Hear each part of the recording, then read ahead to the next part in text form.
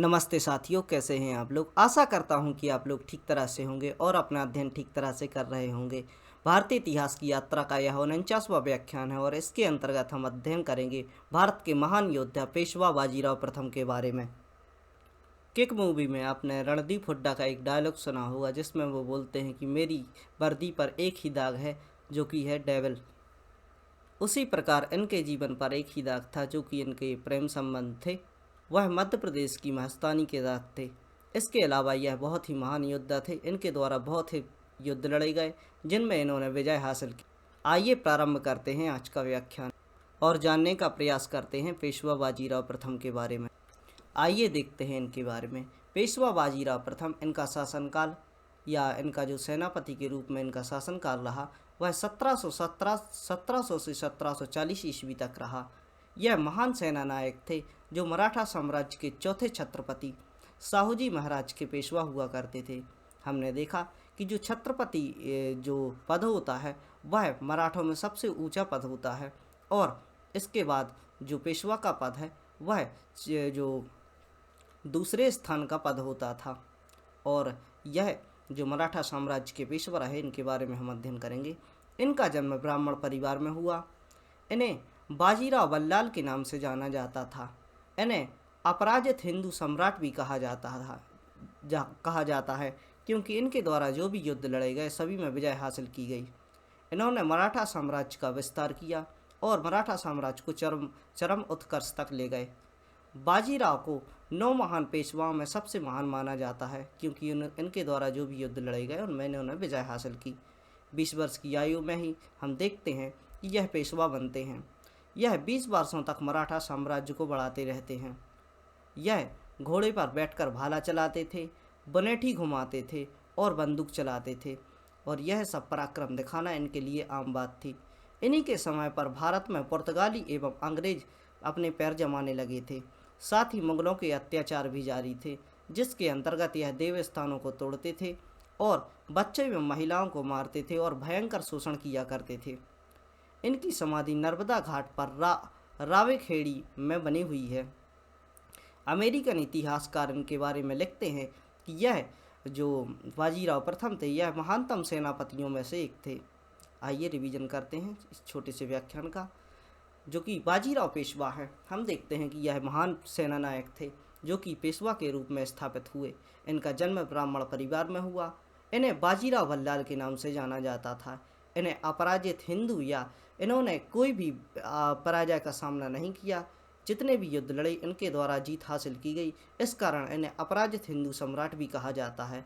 इन्होंने मराठा साम्राज्य का विस्तार किया और जो मराठा साम्राज्य इनके बाद आगे बढ़ा उनमें इनका ही श्रेय दिया जाता है।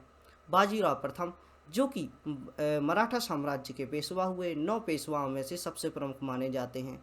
20 वर्ष की आयु में ही 20 वर्ष की अल्प आयु में हम देखते हैं अपनी पिता की मृत्यु के बाद इन्हें पेशवा बनाया जाता है और अपने छोटे से आयु काल में ही यह ख्याति प्राप्त करते हैं।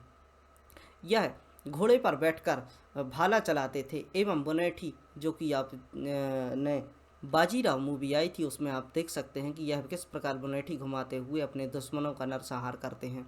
हम समझ सकते हैं कि जो 1700 से लेकर 1740 ईस्वी तक का समय था, इस समय में भारत में पुर्तगाली एवं अंग्रेज अपने पैर जमाने लगे थे। वह यहाँ पर आकर अपनी गतिविधियों को प्रारंभ कर चुके थे। हम देखते हैं कि इसी समय पर जो मुगल थे वह अपने अत्याचार जारी किए हुए थे। उनके द्वारा देव स्थानों यानी भारत के प्रमुख मंदिरों को तोड़ने का कार्य जारी रहा और वह इनकी एक रेवेन्यू का एक सोर्स हुआ करता था। वह मंदिरों को लूटकर अपनी संपत्ति इकट्ठा किया करते थे और इसी बीच यह महिलाओं पर अत्याचार भी करते थे और उन्हें अगवा कर हरम में डाल देते थे और इसके अलावा बच्चों पर भी भयंकर शोषण किया जाता था। हम देखते हैं कि इनकी जो समाधि है वह नर्मदा घाट पर रावखेड़ी नामक स्थान पर बनी हुई है।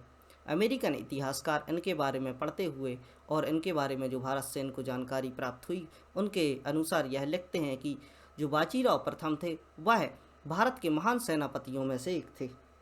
आइए आगे समझने का प्रयास करते हैं बालाजी विश्वनाथ के बारे में। राजा राम की मृत्यु के पश्चात 1708 ईस्वी में ताराबाई एवं साहू की सहायता बालाजी विश्वनाथ ने की। हम देखते हैं कि जब जो शिवाजी के पुत्र होते हैं राजा राम, वह शासक बनते हैं और राजा राम की मृत्यु के पश्चात, जो कि 1708 ईस्वी में हो जाती है, उसके बाद इनकी पत्नी ताराबाई शासिका बनती हैं और साहू जो कि इनके जो उत्तराधिकारी हुआ करते हैं, जो कि राजा राम के पुत्र हुआ करते थे, वह बालाजी विश्वनाथ को पेशवा बनाते हैं। इस कारण ही साहू ने अपना पेशवा बालाजी विश्वनाथ को बनाया। इस प्रकार हम देख सकते हैं कि जब इनकी मृत्यु हो जाती है और शासन की व्यवस्थाएं चलाने के लिए यह स्वयं गद्दी पर बैठते हैं एवं जो पेशवा बालाजी विश्वनाथ होते हैं, वह जो पेशवा का पद ग्रहण करते हैं, जो कि दूसरे नंबर का पद होता है, और शासक के रूप में साहू राजगद्दी पर बैठते हैं। बालाजी विश्वनाथ की मृत्यु के पश्चात साहू ने बाजीराव प्रथम को अपना पेशवा बनाया। हम देखते हैं कि जो पेशवा बालाजी विश्वनाथ होते हैं, इनकी मृत्यु के पश्चात बाजीराव प्रथम, जो कि बाजीराव भल्लाल के नाम से जाने जाते हैं, इनके लिए 20 वर्ष की आयु में पेशवा बनाया जाता है। साहू मराठा साम्राज्य का अंतिम महत्वपूर्ण शासक था। जो कि साहू होते हैं, जो छत्रपति साहू होते हैं, यह जो मराठा साम्राज्य के अंतिम महत्वपूर्ण शासक होते हैं। इनके बाद हम देखते हैं कि जो भी मराठा साम्राज्य के महत्वपूर्ण व्यक्ति थे, वह पेशवा हुआ करते थे और पेशवा के द्वारा ही शासन की व्यवस्थाएं चलाई जाती थी। मराठा साम्राज्य में सबसे शक्तिशाली पेशवा बाजीराव प्रथम हुए। जैसा कि हम देख सकते हैं कि मराठा साम्राज्य के सबसे शक्तिशाली पेशवा बाजीराव प्रथम को माना जाता है।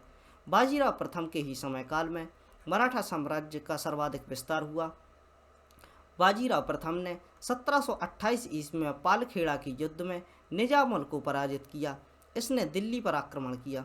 हम देख सकते हैं कि बाजीराव प्रथम द्वारा 1728 ईस्वी में पालखेड़ा का युद्ध जीता गया और निजामुल के लिए पराजित किया गया।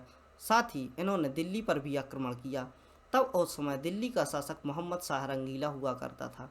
बहुत ही महत्वपूर्ण फैक्ट आप याद कर सकते हैं। जब बाजीराव प्रथम द्वारा यहाँ पर आक्रमण किया गया दिल्ली पर, उस समय यहाँ का शासक मोहम्मद शाह रंगीला हुआ करता था।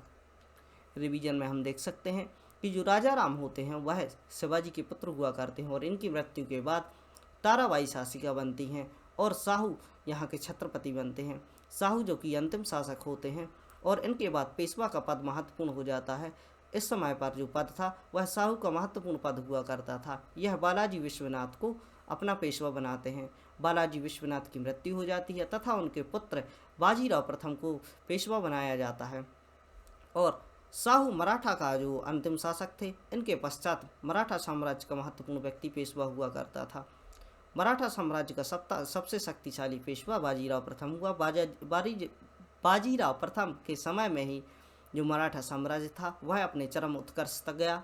बाजीराव प्रथम 1728 ईस्वी में पालखेड़ा के युद्ध में जीतते हैं और इसके बाद यह दिल्ली पर आक्रमण करते हैं। दिल्ली पर जब यह आक्रमण करते हैं तो वहाँ का शासक जो मोहम्मद शाह रंगीला हुआ करता था। आइए आगे देखते हैं पेशवा बाजीराव प्रथम के बारे में। बाजीराव प्रथम मध्य प्रदेश की महिला मस्तानी से प्रेम करता था, इसलिए वह मध्य प्रदेश आता था।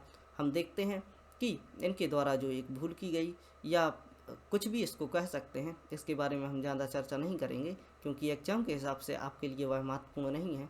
लेकिन केवल आपको इतनी जानकारी होनी चाहिए कि इनका जो प्रेम संबंध था मध्य प्रदेश की मस्तानी के साथ हुआ करता था।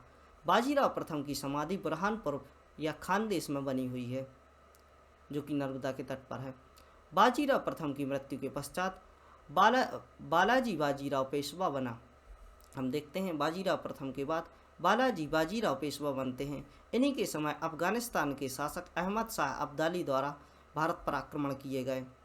जो बाजीराव प्रथम होते हैं, इनकी मृत्यु के बाद बालाजी बाजीराव होते हैं, वह पेशवा बनते हैं। इन्हीं के समय पर अफगानिस्तान का जो अहमद शाह अब्दाली था, इसके द्वारा दिल्ली पर आक्रमण किया गया। अहमद शाह अब्दाली और मराठों के बीच 14 जून 1761 ईस्वी में पानीपत का तृतीय युद्ध हुआ। हम देखते हैं कि जो पानीपत का तृतीय युद्ध है, बहुत ही इतिहास में बहुत ही महत्वपूर्ण है। वह 14 जून 1761 ईस्वी में होता है, जिसे पानीपत के तृतीय युद्ध के नाम से जाना जाता है। इसके अलावा जो पानीपत के 2 युद्ध हुए, उनके बारे में आपके लिए यह क्वेश्चन है, आप कमेंट बॉक्स में इसको लिखिए कि जो 2 युद्ध हुए वह किन किन के बीच में हुए थे। इस युद्ध में मराठा सेना का नेतृत्व सदाशिवराव भाऊ द्वारा किया गया।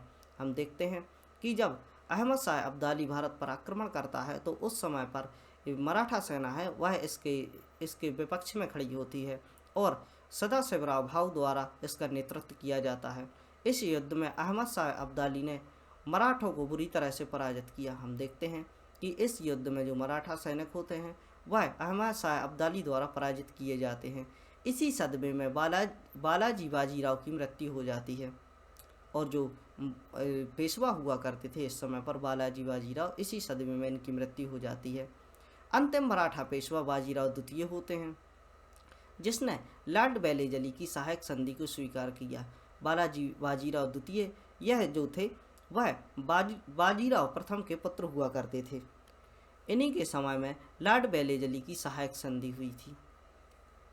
आशा करता हूँ कि यह छोटे से प्रयास आप जो मेरे द्वारा किए जा रहे हैं वह आपको पसंद आ रहे होंगे और आप इन लेक्चर्स को ऐसे बच्चों तक पहुँचाने का प्रयास कीजिए जो कि शिक्षा प्राप्त करने में असक्षम हैं। आप इन टॉपिक्स के बारे में और अधिक पढ़ना चाहते तो इन टॉपिक्स को गूगल पर जाइए और महत्वपूर्ण जानकारी जो भी दी हुई है उनके बारे में आप समझने का प्रयास कर सकते हैं और समझ सकते हैं कि इस प्रकार की जो शासन की व्यवस्थाएं थीं, इस प्रकार जो इस समय पर जो भी पुर्तगाली थे वह किस प्रकार भारत पर शासन कर रहे थे, किस प्रकार अंग्रेज़ों की नीतियाँ यहाँ पर इस समय पर हुआ करती थी, उनके बारे में एक हल्का सा आइडिया आप ले सकते हैं। और इसके अलावा जो परीक्षा से महत्वपूर्ण जानकारियाँ हैं मैं आपको उपलब्ध कराता रहूँगा। खुश रहिए, पढ़ते रहिए। जय हिंद।